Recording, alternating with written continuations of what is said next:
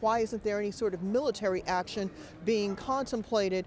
What the U.S. government does not want to do, Doreen, is to, in essence, tip its hand toward any of these possibilities, but it simply does say that it is recognizing that the Libyan people are suffering and that they also have to make certain that Americans who are in Libya are also taken care of as well. A very difficult situation that they are trying to manage, they say, as much as they can in tandem with other countries.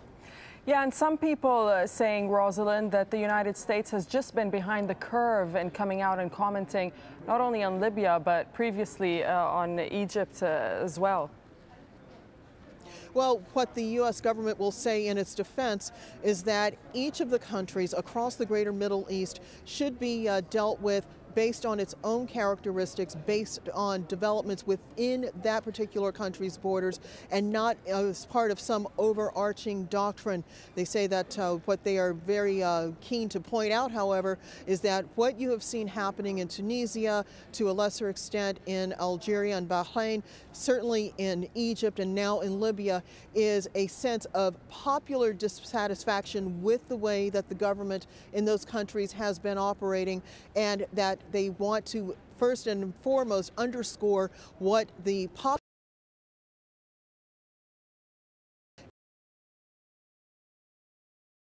in other words, a cookie-cutter approach just isn't going to work.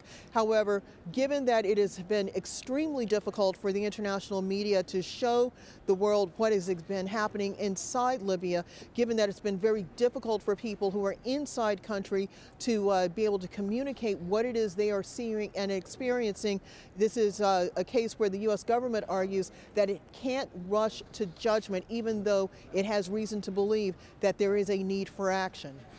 All right, Rosalind, thank you very much. You're welcome. Well, Muammar Gaddafi seems to be fast losing control, with reports that the first western city of Misurata is now under protesters' control. And Gaddafi's son, Saif al-Islam, he's called on Libyans across the country to come together to fight in what he calls a national dialogue, a national battle, rather. Charles Stratford wraps up the latest from Libya. Muammar Gaddafi may have threatened protesters with death, but in the town of Tobruk, this is what they think of his green book. Here, the commander of the Libyan army has told Al-Jazeera that his forces are with the people, not Gaddafi.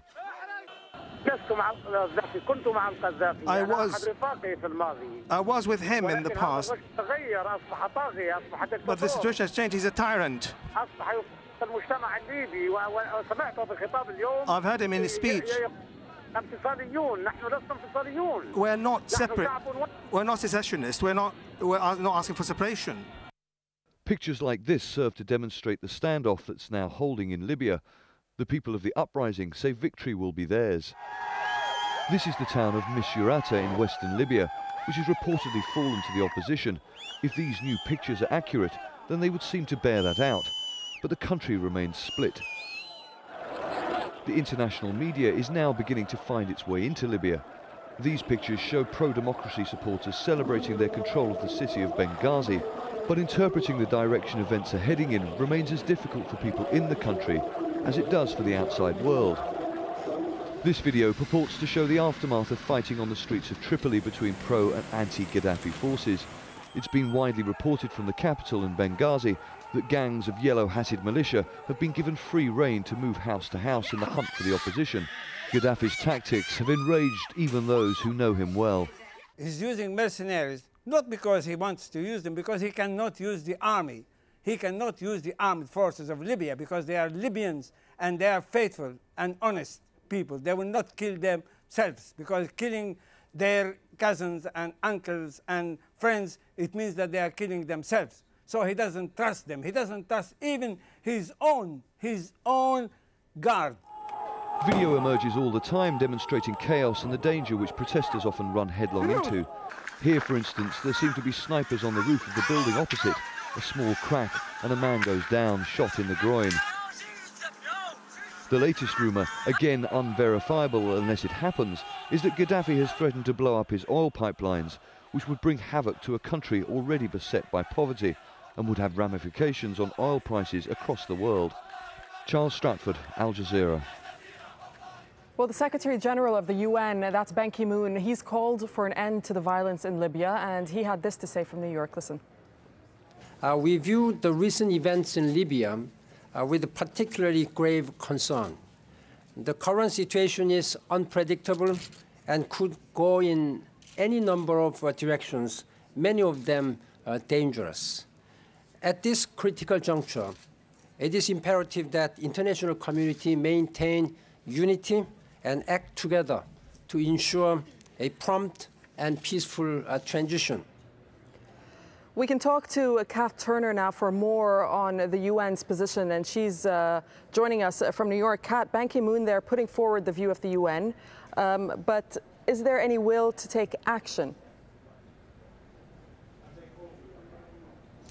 I think the will is there, Doreen, but perhaps the actual action itself may be a long way off yet. I mean, Ban Ki-moon has made several statements along these lines, strongly condemning, calling for peace.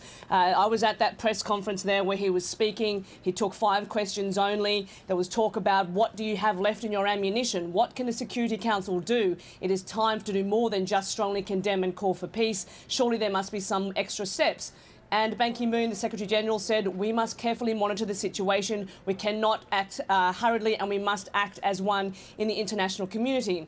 The problem is that, as we've seen so many times in the past here at the United Nations, is you have the UN Security Council and 5 permanent members who very rarely see eye to eye when it comes to intervening in another country's affairs.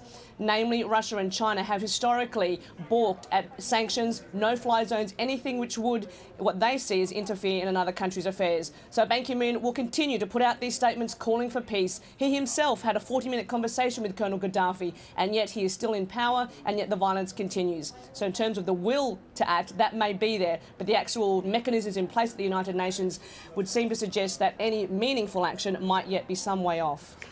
Yeah, I know it's tough to kind of figure out. I mean, these rumblings of sanctions that we're hearing, how long would it take to actually see a concrete resolution being passed against Libya and Muammar Gaddafi?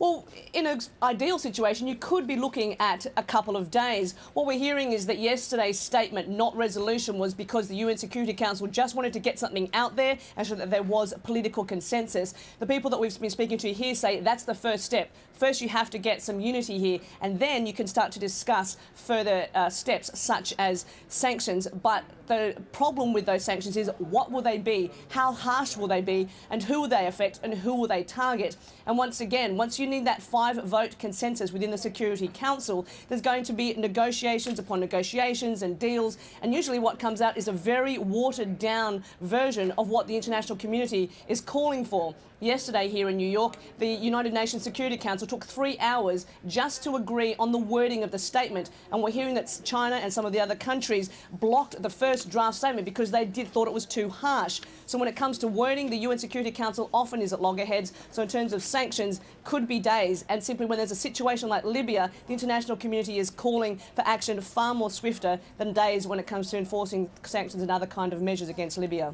All right, Kat, thank you very much for that. Well, much of the footage that we've seen from Libya has emerged on the internet.